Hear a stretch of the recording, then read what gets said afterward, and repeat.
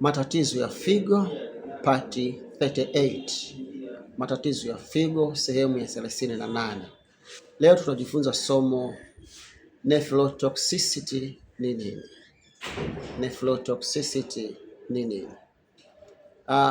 Kuna baadhi ya vitu vinaweza kuharibu figo na bila mtu kujua kama figo zake zinaharibika.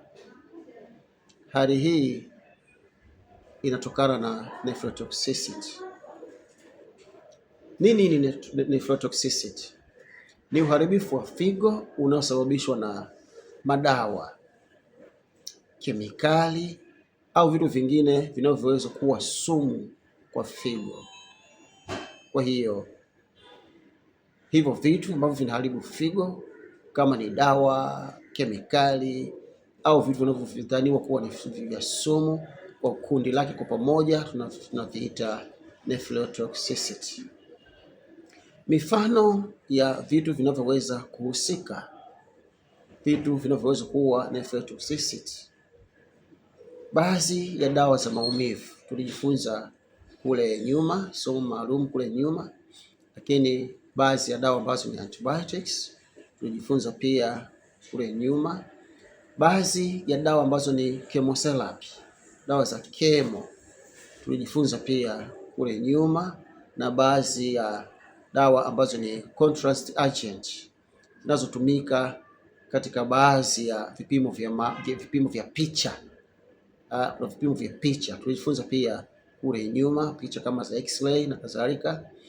Lakini pia kuna baadhi ya sumu. Hivi vyote vinaweza kuhusika kwenye nephrotoxicity na kusababisha figo kuharibika kwa haraka.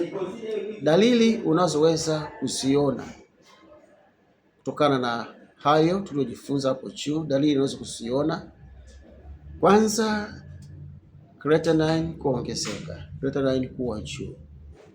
Creatinine ikiwa juu, uharibifu wa figo huko hapo. Lakini pia mkojo kupungua, kuto unapungua mkojo kidogo, hilo pia tatizo liko hapo. Kuvimba kwa mwili au miguu. Dalili nyingine, uchovu.